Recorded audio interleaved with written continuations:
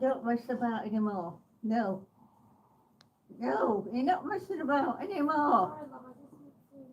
No. No. No.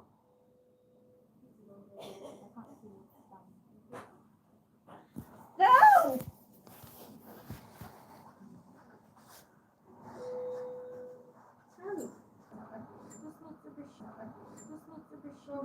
Ow! Sorry, my love. No, I can't bear it. It hurts too much. I know. We just need to make sure that your skin is okay and it's not deteriorating. I'll check your elbow. You want to try that?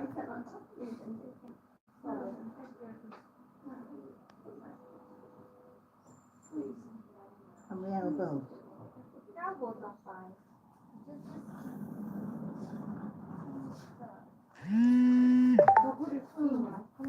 Hello.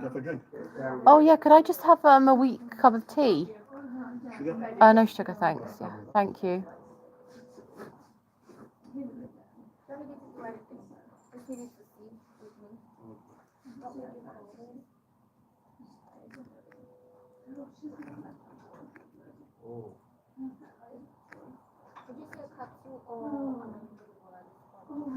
Because I can't actually see more than that. I think it's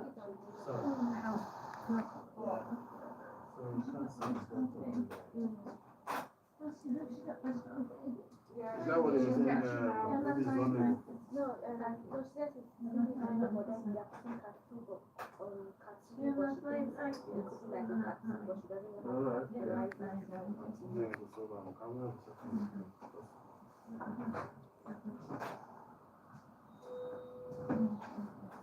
It's very bony at the same time. And if it's a bony, it's alive.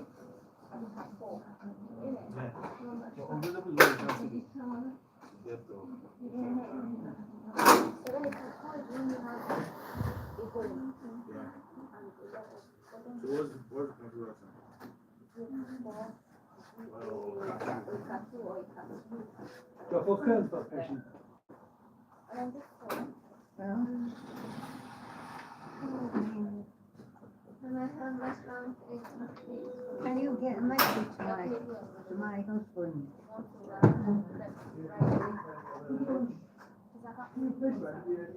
I don't see him for over 24 hours.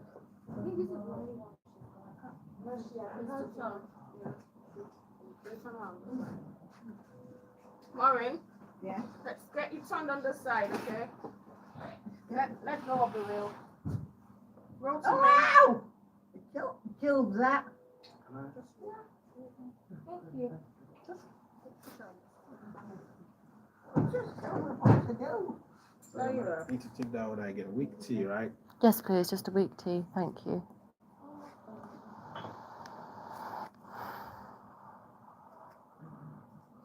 So this is the one for the blister.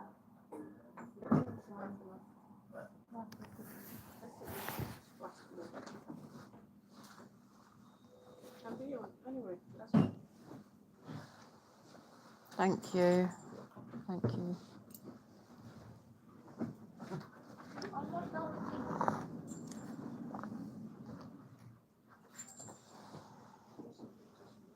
Okay. Hang on. That's fine. You're right. They let me through the bloody window. See all done those big cores now. Thank God for that.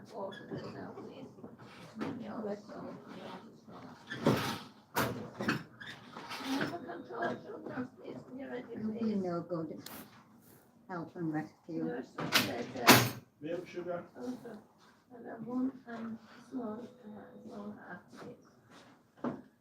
I'll get to your medicine now.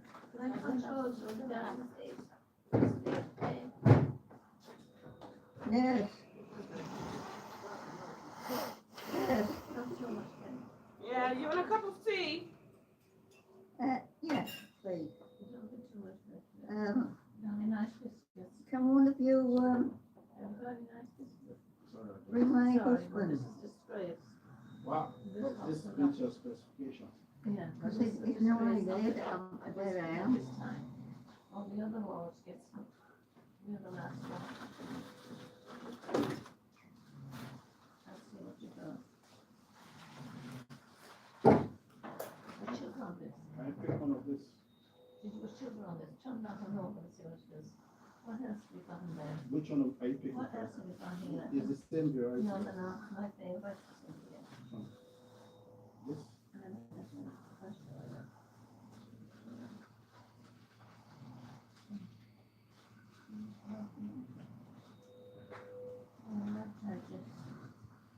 That one's right there. Thank you. Very sharp teeth. One nice one. You want the drink? Please, What do you want? coffee. Yeah, you want sugar? No, thank you.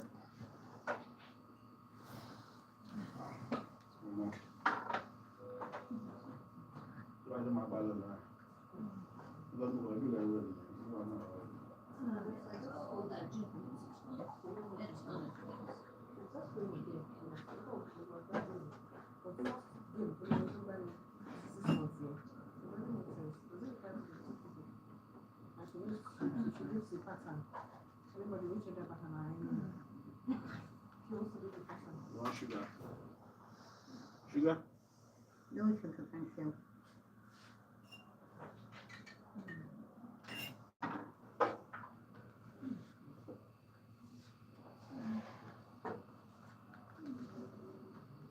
Thank you.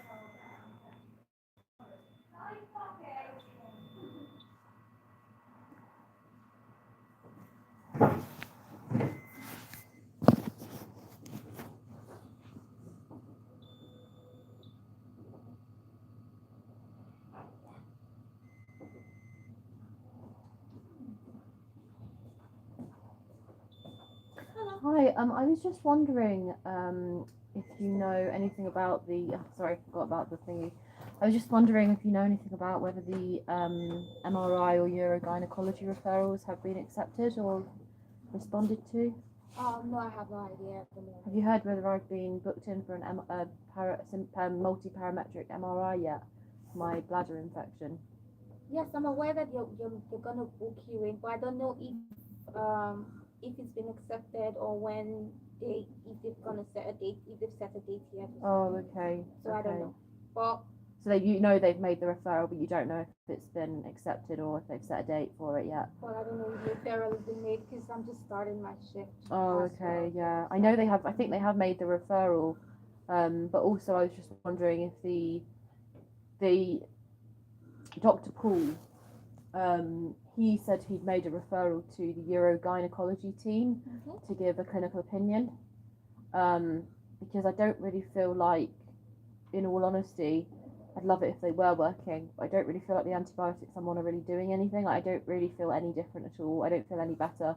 And I have had experiences in the past of antibiotics where they've immediately worked, and 3 days after I've started, like clarithromycin, a few days after I started clarithromycin, the pain I've been experiencing for 2 years basically just got so much better immediately. Yeah. So I just don't think that, I just don't think it's working. And the thing is like, it may be that I do have cystitis cystica, but to confirm that, the MRI would confirm that. The MRI would confirm whether I've got cysts on my bladder wall, cystitis cystica, which is what I'm on the pivmecillinam for. It would confirm whether the polyp on my uterus, I have an endometrial polyp, it would confirm if that's grown and if I need to get it removed. And it would also confirm if I have any other pelvic inflammation, because the issue with these are all pelvic issues. The reduced stream, the reduced intermittent stream, I'm experiencing that majorly. The hesitancy, I'm experiencing that majorly. This is like urological symptoms. Those two, I'm really experiencing them like on a very, very, very severe level. So the pelvic multiparametric MRI, it would be able to show all of these issues. And also with the polyp issue, I do need to quite urgently get that checked, because if it's grown, it needs to be removed. Yeah. And that, because it could be cancer. I haven't had it ruled out whether it's cancerous or not, because the way they were going to do that was the hysteroscopy. I can't have any surgeries whilst I'm suffering from acute pelvic infections. Whilst I haven't had it confirmed whether I'm not suffering from an acute vaginal infection, whilst I haven't had it confirmed whether I'm not suffering from an acute bladder infection, I couldn't have a cystoscopy because that would increase the pain, increase the spread of bacteria. I can't have a hysteroscopy because that has to go into your womb. You know, and if already my cervix is inflamed and infected, for example, then that would just spread the bacteria. It could make it really dangerous. It could lead to septic shock.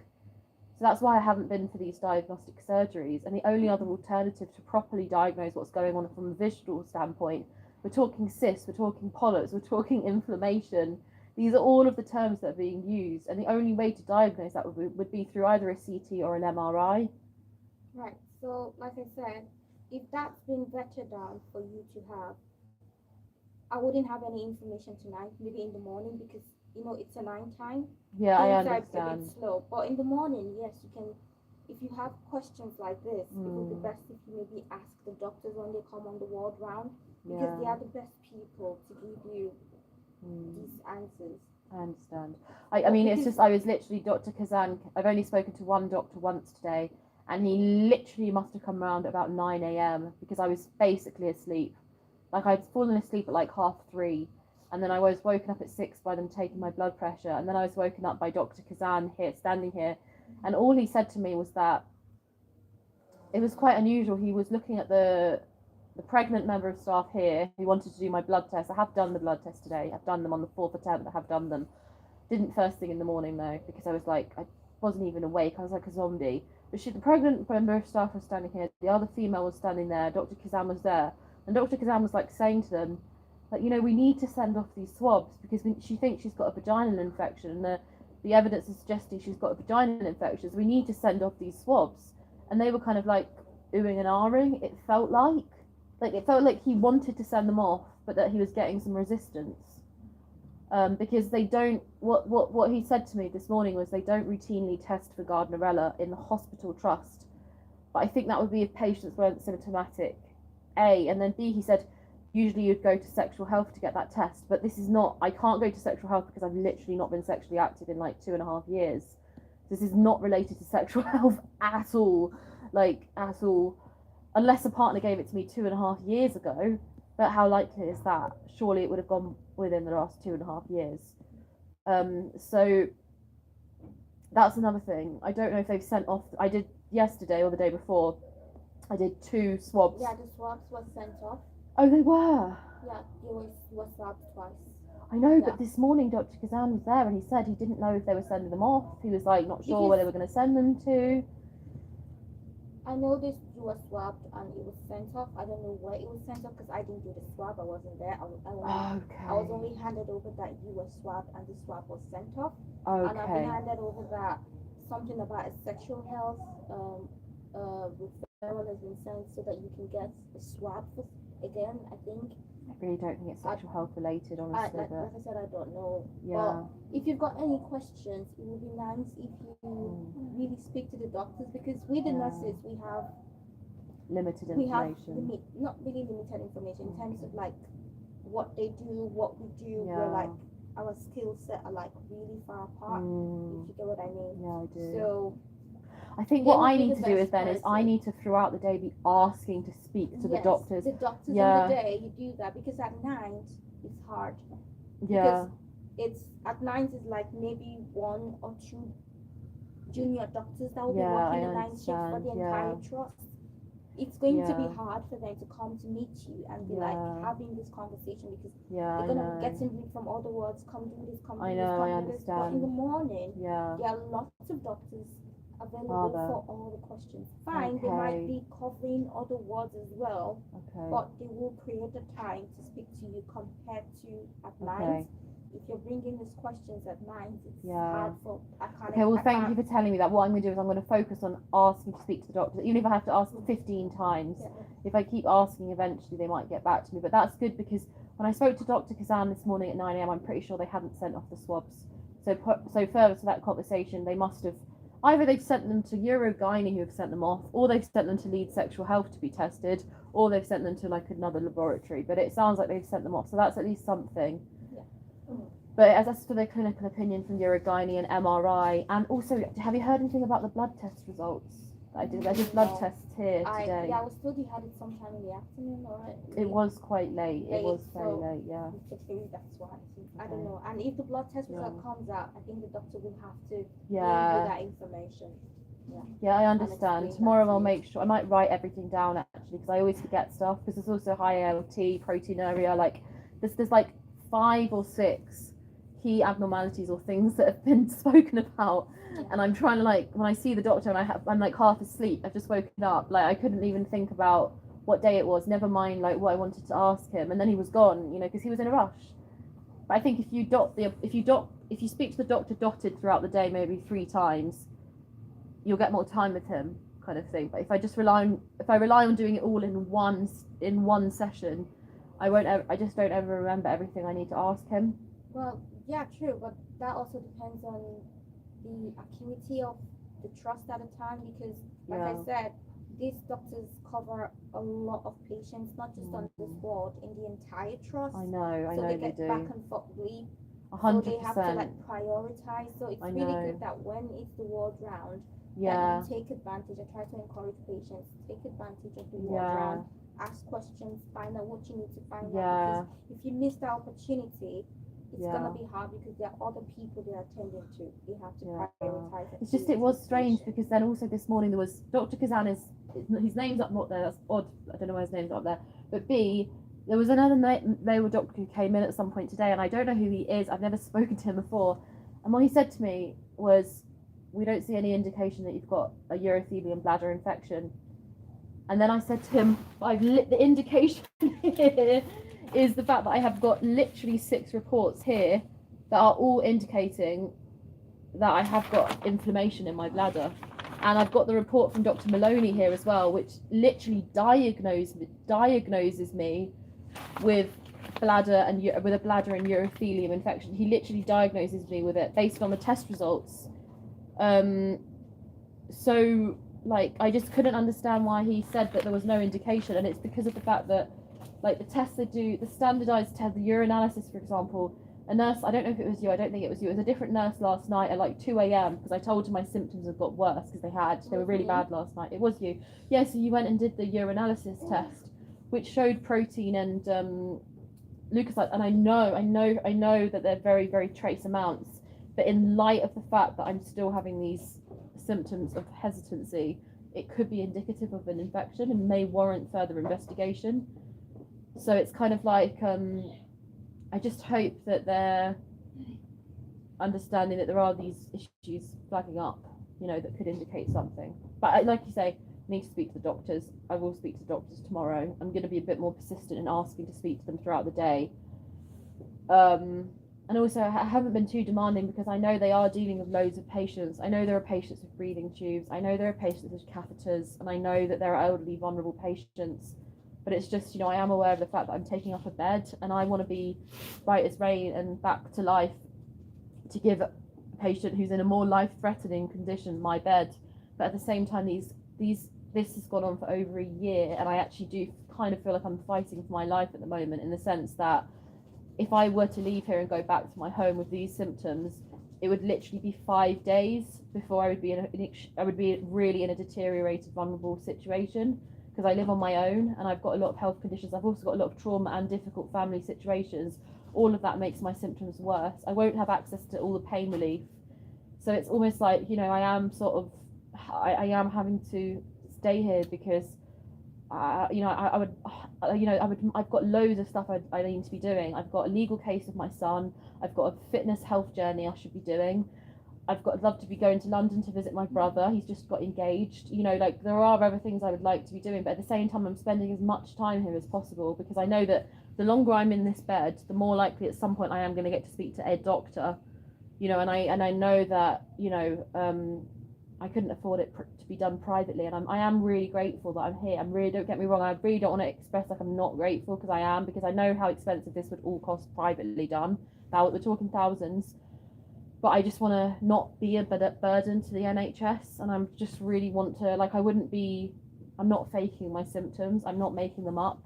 Honestly, I'm more than anyone, I wish these antibiotics I wish more than anything that I could just say they've made things better, but I actually feel like they actually maybe slightly made things worse, to be honest. I'm feeling even more tension in my pelvic area, I'm feeling even more muscle spasms. And you know, so it is quite scary, because I'm like, it's really scary if I am suffering from an infection, a pelvic infection. It is really scary, and it does really need a specialist.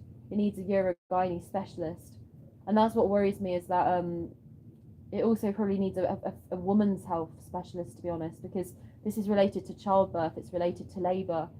And however much I know Dr. Kazan is specialist in endometriosis and things, because this is quite an obscure thing that I'm suffering from, in a way.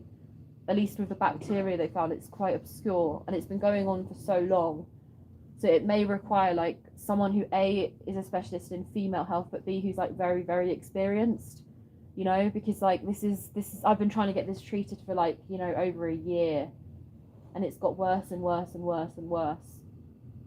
Right. So yeah, I just hope that I'm just going to sit tight and wait for the doctors to come up with a plan, or like, as long as it takes, you know, I'll just wait here for further testing to be done, and I'm sure it will be at some point. But I appreciate, you know, it's also another thing, it's very hot outside, isn't it? It's boiling hot. It's literally a health emergency for so many vulnerable people, who the hospital admissions at the moment are probably twice as much as they usually are, because of the really, really boiling hot weather, because it makes a lot of people are having heat strokes, so they're probably dealing with loads and loads of like really bad emergencies and stuff. So I understand why it's taking so long, and I have to keep reminding myself, because I get very like stressed out. I'm already suffering from a lot of stress, and sometimes it stops my rational thinking.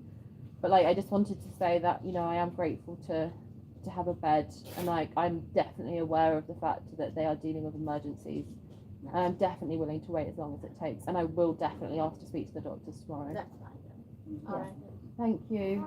All right. Bye.